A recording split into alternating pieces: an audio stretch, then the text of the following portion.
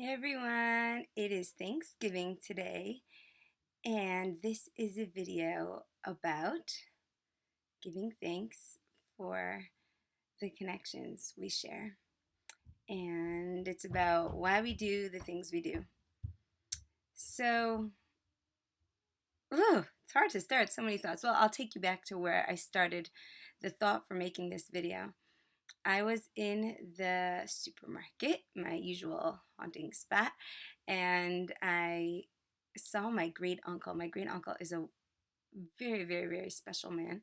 And years ago, when the Iron Curtain in Russia came down, immediately he focused all his energies on helping the Jews in Russia. He did whatever he could. He raised money. He opened up Jewish schools there, yeshivos. He helped people just get their basic necessities met and their spiritual needs met. And he was a huge force. Actually, he had my mother go. She spent 3 weeks there, and resultingly, she met a girl named Nellie, who's now Nechama. And Nechama joined our family a year or two later when she was 18, and she's my sister. And she's actually my sister who wears tichels probably the most. She's super into it, which I love. Um, so that is my Uncle Mario. Anyway, so we're in the supermarket, and I really haven't kept in very good touch with him, although he does live in Baltimore, and it's a shame. And so I got this Facebook message, and it was from a woman in Russia. And she said, I saw your YouTube videos, and I want more Judaism, and I want to be friends with you. I want to talk about Jewish topics. And she said that in Moscow there's only a few synagogues, and they try to do what they can, but they want more.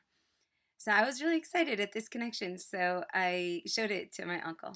And he said, very, very sweetly, he said, well, I can beat that. He said, just a few days ago, I got a letter from a man in jail.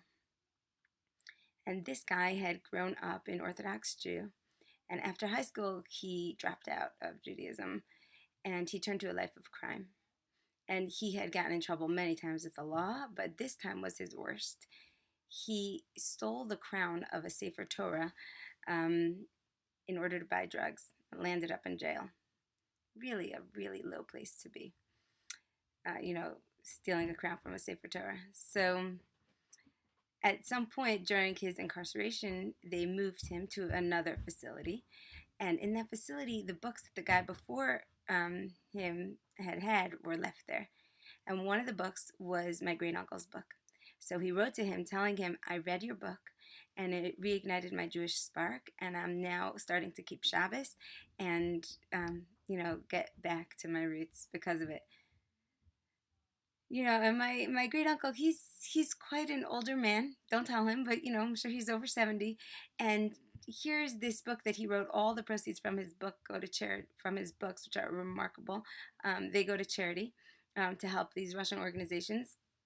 And his book landed up in a jail to help another person get a fresh start. So why do we do what we do? We do what we do because we must, because we're all connected and everyone has something that they have to give. I'll tell you another story. This one is actually when my mother was in Russia. So she was trying to leave Russia and there was an issue with her passport, and there was some kind of holiday that the American embassy was closed, and it was crazy making. She was so scared that she couldn't leave, and she was visiting the embassy every day trying to get there. And the guy in front of the embassy, he was from the American Army, and she ended up in a talk with him. And it wasn't a holiday. I'll tell you what, people were on strike. That's what it was. So she didn't just ask him about the passport. In my mother's usual way, she started engaging him. Who are you? What's your name? How long have you been here?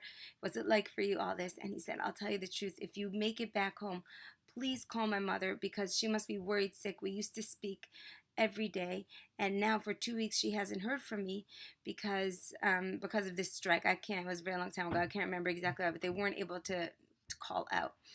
So he said, please, if you could, just call my mother. So thank God my mother was able to return home. And when she got home, she found this little piece of paper with a phone number on it, and she called this soldier's mother. And his sister actually picked up the phone, and she shrieked shrieked and she yelled, and she hears the mama crying in the background. And she said, my mother's been praying and rubbing her rosary beads for days. We thought he was dead. Thank you so much. And she brought light back to their homes. So that's how it is. We cannot lose sight of the fact that we're connected, because we're intrinsically connected. We need each other so badly. One of our favorite blessings is one that we say every time we take a drink of water. And it goes, blessed are you, Hashem, Lord our God, creator of the universe, who made souls and their deficiencies. Souls and their deficiencies. None of us is here to be perfect. We need to be lacking because we need to be interconnected. We need to be dependent on each other. And once we realize that we're dependent on other people, it makes us more humble. And once we realize that other people are dependent on us, it makes us more giving. I remember my friend Rena the other day. No, this was actually quite a while ago. It must have even been last winter. But she was stood by my car window. I think I was by the supermarket again. There's a really awesome kosher supermarket here, 7 Mile Market. Everything is kosher, and it's like giant. It took over where a Safeway was. So this is like you just go to 7 Mile for everything. It's a major social hotspot for the Orthodox Jews in Baltimore. So there she is standing by my car window, and she gave me her glove for some reason. I start feeling, I'm like, wow, these are really soft gloves. And she started tearing up and saying how they had been a gift from her father. And we spoke about that for a while. And afterwards, I was so happy to have shared that moment with her. And I was so happy that I took a few extra words to mention about the gloves. Recently, my daughter Batya made a video on Facebook for us, really, for a tichel that she was trying on. And when she saw the comments she made, she couldn't believe it. She said, wow, these ladies are so generous with their comments and compliments. They don't have to write anything. And they certainly don't have to say, ooh, someone, you're so pretty or anything. But they did. And that's a giving. And you never know what that can do. I myself have one memory that I hold very, very dear. And I think that I told my teacher about this. But back when I was a teenager, I was a rascal. Yeah. And I just, I was just stirring up kind of like trouble in my little town. And I didn't feel too good about myself. And there were like rumors about me and, small town stuff. So this one teacher, she came over to me and she sat next to me in the school library. And she said to me, Rivka Malka, I hear what they say about you, but I don't believe it. It's not true. I know that you are a good girl. Now, she was telling like a 15-year-old that you're a good girl. Guess what? Even 15-year-olds need to hear you are a good girl. I kept those words with me for years. I mean, look, I'm saying them now. It just put me, it was like I needed to hear that. So I guess my message is today to give thanks for the fact that we need each other. And to capitalize on that fact, what a difference we all make with our small comments and small actions. And to notice that none of it goes to waste. I remember this girl, she told me years later, she was in a dance performance and I didn't know her. But when I saw her, outside somewhere, I stopped her and I said, you were amazing on stage. And years later, she told me that day she had found out that her grandmother died. Now, what's the connection?